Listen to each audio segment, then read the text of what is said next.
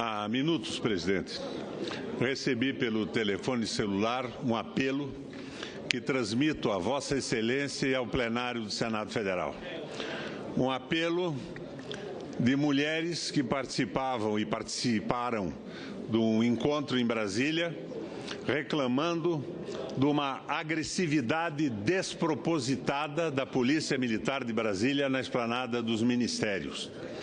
Eu faço aqui o registro, não é isso que queremos e não é isso que esperamos nesse momento delicado por que passa o nosso país. Presidente, dezenas de vezes eu vim a essa tribuna criticar a política econômica do governo federal. Talvez eu tenha sido o único senador persistente e insistente na crítica, anunciando um déficit que chegava a mais de 3%, quase 5%, diante do silêncio do plenário e da concordância dos senadores que disciplinadamente votavam as medidas do arroxo fiscal, da despropositada política de contenção.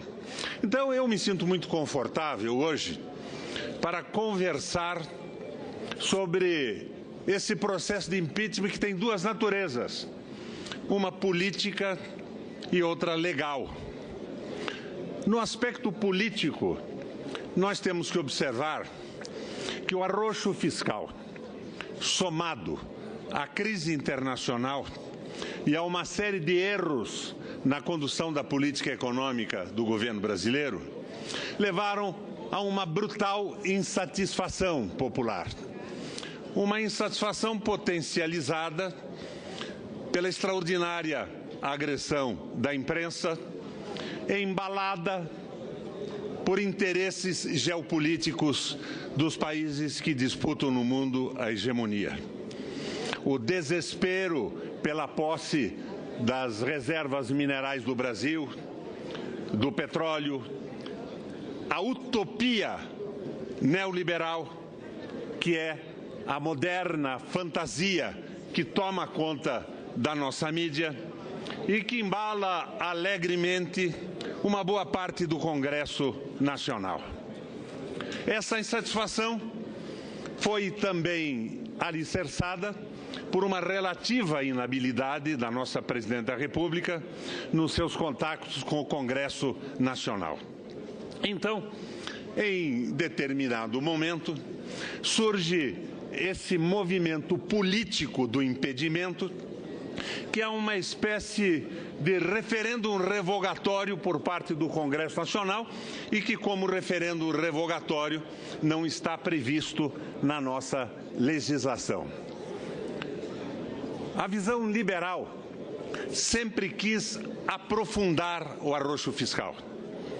Não há a menor sombra de dúvida que se contrapõe de uma forma programática, filosófica e decisiva às políticas anticíclicas que surgem a partir do Keynes e que tiveram início, na verdade, com Hjalmar Sachs na República do Weimar e depois mesmo na Alemanha de Hitler, resolvendo, por exemplo, o problema inflacionário numa semana.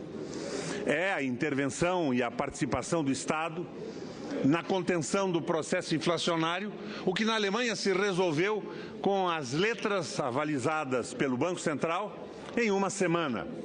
Então, os remédios anticíclicos são os remédios que deveriam ser aplicados no Brasil. Mas toda essa visão liberal, que repousa no Congresso Nacional, no Senado, e que estava incrustada no governo da República, de uma hora para outra, senadora Anastasia, se transforma no suporte decisivo do impedimento da Presidente da República. Eu lembro que eu protestava aqui e os ministros do meu partido defendiam a política do arroxo. Tinham como única solução o aperto, que num processo recessivo só poderia levar o Brasil aonde levou. O aumento da recessão, a queda do produto interno bruto e a uma crise de insatisfação popular realmente de proporções enormes. Mas o que acontece é que a solução disso era a mudança da política econômica. E o presidencialismo brasileiro não contempla o remédio do recall ou do referendo revogatório. O outro aspecto é o aspecto legal. O impeachment está inscrito na Constituição brasileira, mas ele depende de um crime de responsabilidade. E é evidente, senadores, que este crime de responsabilidade não ocorreu. E se ele tivesse ocorrido, teria ocorrido em 16 estados brasileiros, inclusive no estado do relator. Mas não ocorreu e o Tribunal de Contas de Minas Gerais convalida todos os decretos de suplementação de verba emitidos pelo governo. E, a meu ver, convalida legalmente, porque isto não se constitui em nada mais que um artifício contábil para resolver um problema num momento de dificuldade. O Senado Federal solicita o mesmo tipo de decreto. O mesmo faz o Supremo Tribunal Federal e o Tribunal de Contas. Então, é uma prática consolidada no Brasil, feita anteriormente por muitos presidentes da República. Mas se utiliza o artifício do impeachment constitucional para estabelecer um recall de um governo, que aí eu acho que nós concordamos todos, senador Gereissati, que tem uma dificuldade enorme de subsistir por falta de apoio. Por falta de apoio pelos seus erros, por falta de apoio pela circunstância política internacional, por falta de apoio pelo arroxo fiscal, fundamentalmente, e pela falta rigorosa de habilidade na condução das coisas da República. Então, nós estamos diante do impasse. Mas esse impasse pode ser resolvido por um processo de impedimento sem base legal, pela quebra de um processo democrático que se consolida nos últimos anos? A mim, parece que não. Mas eu fico mais preocupado ainda, a minha preocupação se magnifica, quando eu vejo que nós estamos num processo sem esperança. Qual é a alternativa do sucesso do impeachment? O meu amigo Michel Temer, vice-presidente da República, presidente do meu partido, assume a condução dos negócios da República. Presidente Michel Temer, mas assume suportado por uma série de ideias que foram publicadas na Ponte para o Futuro e reveladas em entrevistas dos seus auxiliares mais próximos, que são as ideias vinculadas à utopia neoliberal. Vamos reduzir a idade para a aposentadoria.